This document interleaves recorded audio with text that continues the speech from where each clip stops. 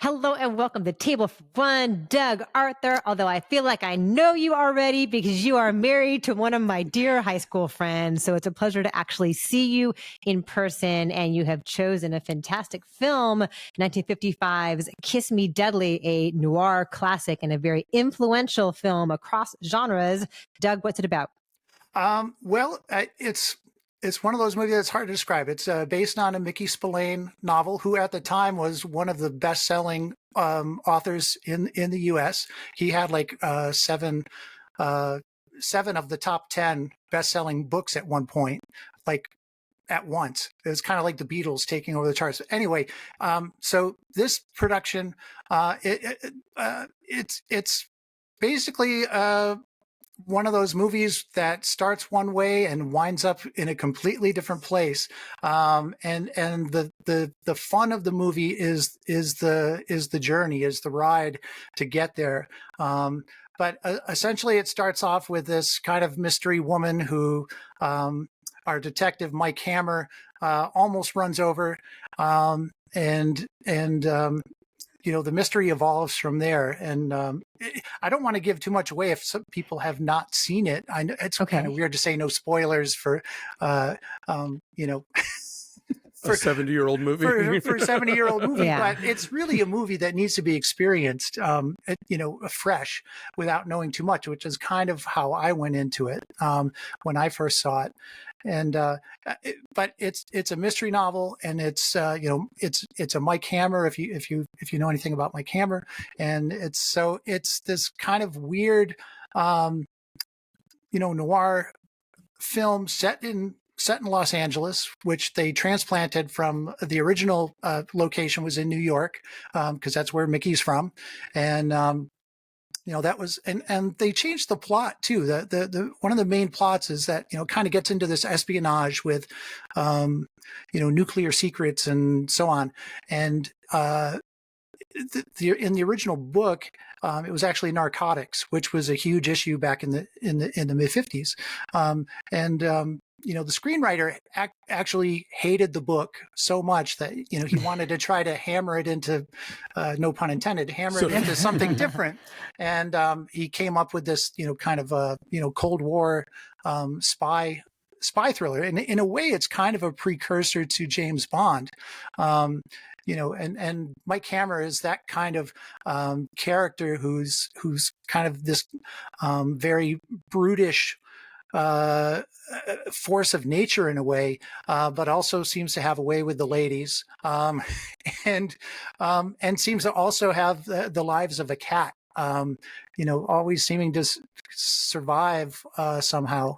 It's kind of, famous that the ending in this film as well was changed without the director's knowledge for many years. It was released and shown with about a minute or so trimmed off the end, and it made it a much more ambiguous ending as far as what the fate of the main characters was.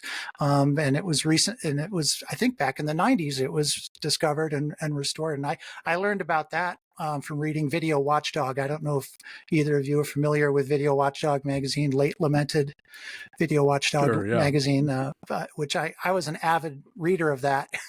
In the 90s, when I had free time and I was a projectionist. So, cool. But anyway, it's a terrific film, and there's lots to love about it. And definitely, I think one of the biggest things that most people probably recognize from it is that, glowing "What's it?"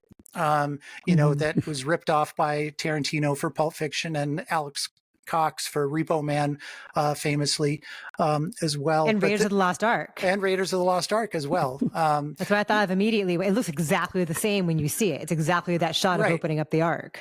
Right, exactly. And, minus the melting head, of course.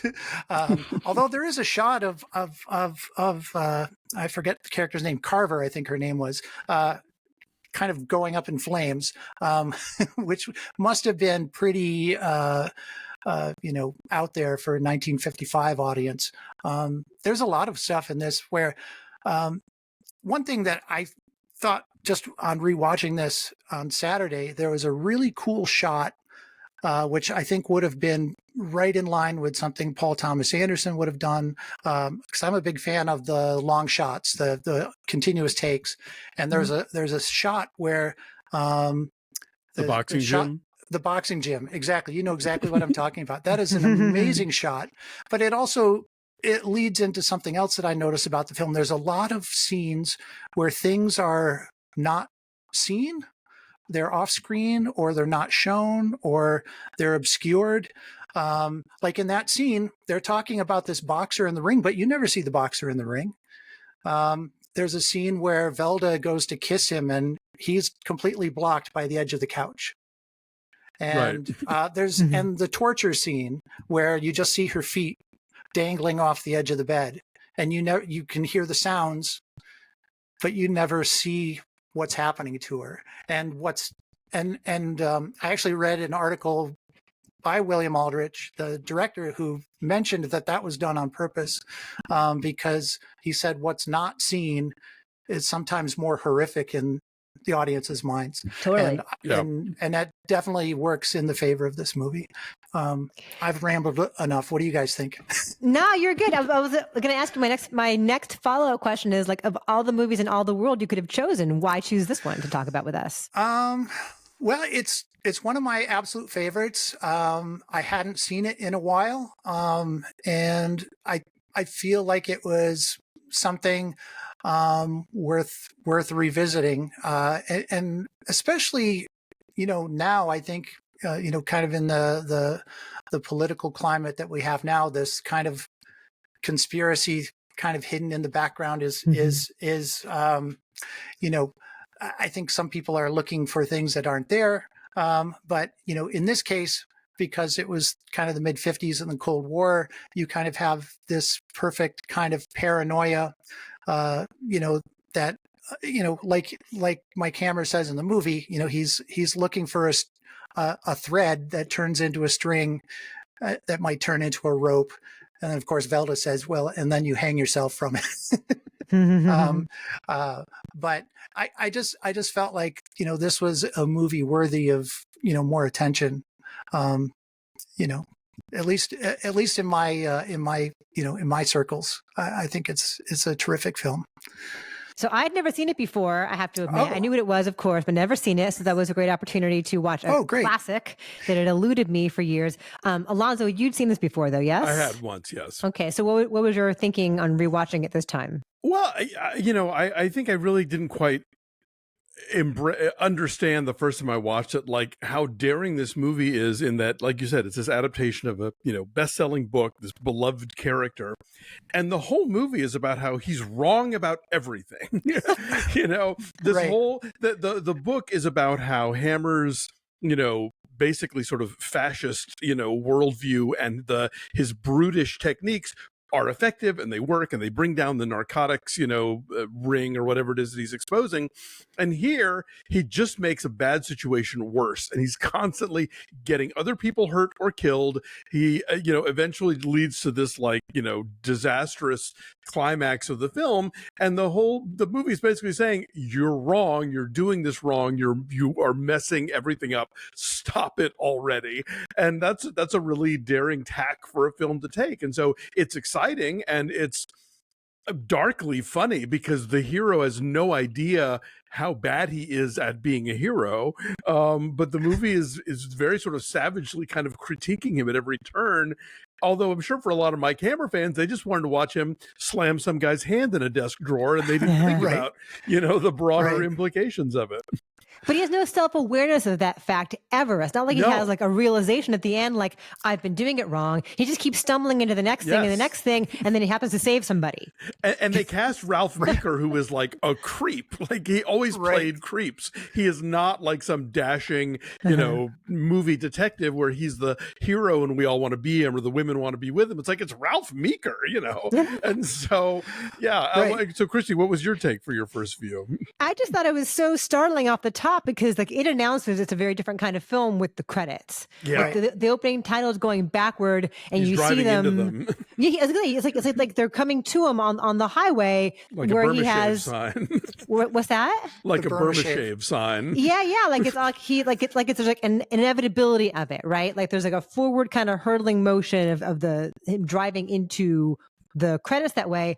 The fact that you have young Cloris Leachman, you know, in her first film role, naked in this in a trench coat and barefoot. I was smiling, Doug, when I saw that they pull up to the Calabasas garage. Because this is where your wife is from, Right, Calabasas. Yeah, yeah, I thought that was so exactly. funny. And then like later on, so also one thing I love about noirs, LA films in general, but noirs in particular, is like the LA locations. If you've Bunker watched us, Hill. you know I love LA locations and LA geography. Right. So the building where he lives on Wilshire is like Wilshire Corridor. And then he goes back to the gas station in Calabasas to find out like who she mailed the letter to. I'm like, the 101 didn't really exist then. Like, how long did that take you? Like, Right. the Californians in me was like, okay, so you'd go like Sunset to over Any the movie hill. where you see Angel's Flight is always exciting. Where we saw Angel's Yes. Flight. There's so much cool LA stuff in it. The Hollywood Athletic Club is a building that still exists Yep. at Sunset and Schrader, but it's not that anymore. It's some nightclub now. Right. You see the Edison building in the distance at one point. So I just thought it was really cool. For the very beginning, it just kind of keeps you on your toes. And yeah, he is this kind of nihilistic anti-hero. Women just out of nowhere kiss him all the time. Like when he pulls up to the mansion on Doheny, I'm like, who is this woman who's kissing him? Right. There's exactly. almost like a Tom Cruise and Eyes Wide Shut quality to it, where he like stumbles from one thing to the next, but women keep throwing themselves at him, but he doesn't really ever have the answers. Right. You know, It's funny when you mention that. The other movie that I had thought about was Big Trouble in Little China, and that also features a main character who doesn't realize he's not really the hero that he thinks he is. You know, but that's true. It's very much the anti-hero, you know, in this film, and it's weird that he kind of has that, you know, that attraction, that pull, you know, and I love, you know, I didn't grow up in LA, obviously, and my first visit there was only 4 or 5 years ago now, but you know, just I love watching all of that old architecture and stuff. And there was actually an extra on the Criterion disc that talks about the locations and the cool. you know, and how a lot of those locations no longer exist. They've been torn down and replaced, and you know, that's kind of sad in a way. Those houses on Bunker Hill are all gone now. Yeah.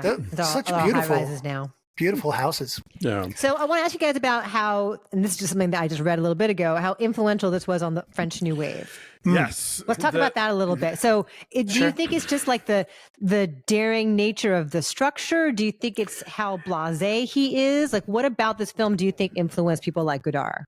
I think it's the specific editing techniques. Like it is so like slam bang, where you know you go from one scene to another, or like into somebody's back or whatever. But then you also have like those fight scenes that are cut together in a way that's really sort of abrupt, and that was kind of the center of so much of new wave. Of the new wave language was like chopping out anything that was extraneous and just going from thing to thing to thing. And this movie is cut in a way that Hollywood movies of that era were not this direct. Absolutely. And, you know, it's funny that, you know, it seemed this movie didn't do very well in the U.S., but it was embraced by the French. You know, I think Truffaut glowed about it in Cahiers du Cinema back in the day, and it did become very influential to them. And I think part of it had to do also with the framing devices, the way he framed his shots. By obscuring certain things and not showing certain things, and kind of leaving certain things to the imagination, like the torture scene, for example, and even in that boxing ring, the gym sequence, you know, there's stuff in there that was kind of left to the imagination as well. It's an extreme close-ups too, I thought. Like when we look at the Nick Vroom Vroom guy, when you see him, it's like too close. Yeah. In a way that's kind of startling. And when the two mechanics are standing next to each other and kind of in profile and they're that close, that definitely felt like a Godard shot. Yeah, definitely. And there's a lot of great depth of field in that shot as well, which I'm a big fan of depth of field. Well, speaking of which, there are two cast members of Citizen Kane in this movie. Paul Stevens, Paul Stewart, who plays the rich guy whose house it is that they go to on Doheny. He's the butler from the end of the movie who talked about the trains would wait all day if Mr. Kane said so. And the opera guy whose record he breaks is Susan's opera coach. Impossible. I hadn't made that connection. That's terrific. There are definitely some great character actors in there. Jackie Elam, of course, shows up as well. Just lots of great faces, which is another thing that makes it a great noir. Yeah, the Strother Martin pops up for 2 seconds as the truck driver who is upset, and the coroner's played by Percy Helton, who's like, he's the guy on the train in White Christmas who tells them that they can stay up all night in the club car. That's right. That's right. And they have names like Friday and Sugar. Yes. And Nick Vroom Vroom, or Nick Ba Ba Boom. And the actress who plays Velda, Maxine Cooper, this is her first film too. I thought she was really good too, because she's got like hold it together and be his equal, but also like be in love with him. And her whole ballet sequence is another example of a cool shot in this, because you don't realize you're looking in the mirror and then it pans across to where he is and you realize it's been a reflection. Right. And that kind of seems like, in general, the film's intention to keep you off kilter and keep you guessing as to what's really happening here. Right. You're not, you think you know what you're seeing, but you're not seeing reality. It's a reflection, at least in that case. And Aldrich is such an interesting cat, because here's a guy who makes like, this and the Dirty Dozen, but then also did like Whatever Happened to Baby Jane and, the killing of Sister George. What I found interesting too is that like his dad was a senator, I think, or an ambassador of some sort. No, his uncle was an ambassador, and his dad, I think, was a senator. So, and a kind of a conservative, came from a conservative family. So he was doing these things. He kind of was the black sheep of the family, kind of because went to Hollywood. Because he went to Hollywood and he was mixed up with those commies. In fact, I was reading that he thought that he was actually going to get named because of his associations, but he never did. And it could, and there was speculation it was because his dad was a senator, but interesting. I thought that was a neat little tidbit as well. And another quick little bit of trivia, because it's in my head. Ralph Meeker, another plays Mike Hammer in this film, but Mike Hammer has been played by a lot of actors and actors over the years. Obviously, Stacy Keach more recently, and Armand Assante. But early on, Darren McGavin played Mike Hammer for a series. But Ralph Meeker and Darren McGavin showed up together in Kolchak, the Night Stalker, the original Night Stalker movie. Funny. In 1971, I think. I was really little, but I know my my older siblings. That was still one of my favorite shows growing up when that came on. But the original movie, they were both in it. He plays a police detective that's kind of an ally, maybe not, to Darren McGavin's character. So it's kind of a meeting of the Mike Hammers. Well, you know who else played Mike Hammer? Mickey Spillane. Mickey Spillane himself. He's in The Girl Hunters. Right. It's one of the few authors to actually play his own character. Stephen King obviously played some bit parts in some of his movies, but not the lead. Norman Mailer was in some movies, but nothing based on one of his novels. Right. Exactly. That's so funny. Also, did this film invent the answering machine?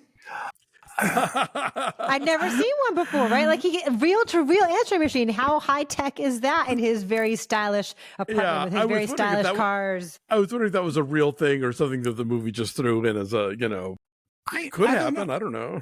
I kind of feel like it was, top of the line, cutting edge, brand new technology. I mean, that's the way I felt about it, because I can't believe they would have just invented it just for the sake of inventing it for the movie.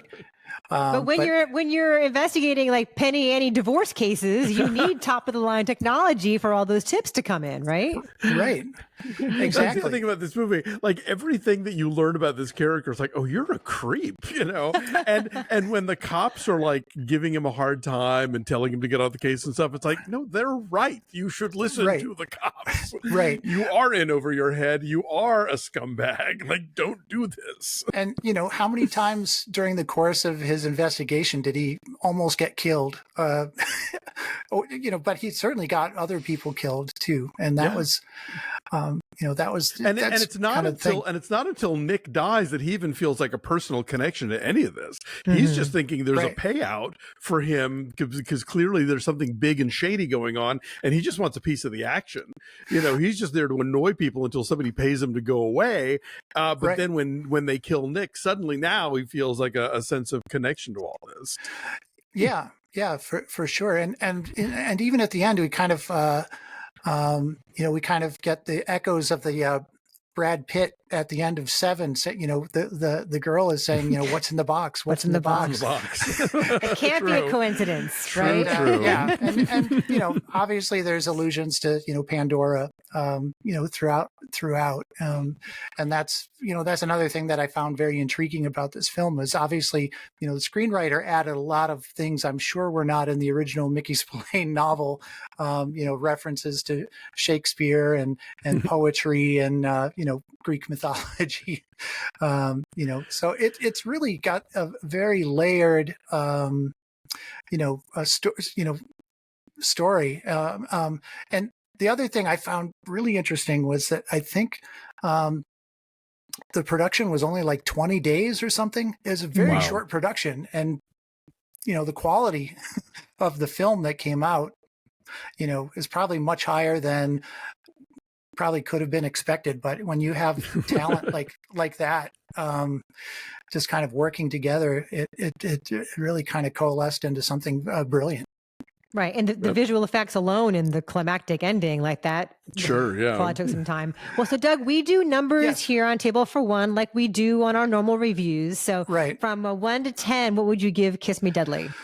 Well, I don't want to say a 10 because, there's always room there's always room for improvement, but this is one of my top films of all time. And so I will definitely say 10 on that. Okay. It just never fails to, entertain me every time I see it. Cool. Alonso, what's yours? I'll say like an 8.4. I think this movie is really provocative in a lot of ways. Also, the sort of underlying idea that we had just entered the nuclear age. We were only a few years out from the bombings of Hiroshima and Nagasaki, and so the idea that the old kind of fist first He-Man diplomacy was not going to be the kind of thing that was going to. It was going to get us all killed in this new era that the world is in, and I think the film is kind of subtly messaging that in this sort of two-fisted noir film. So it's pretty great.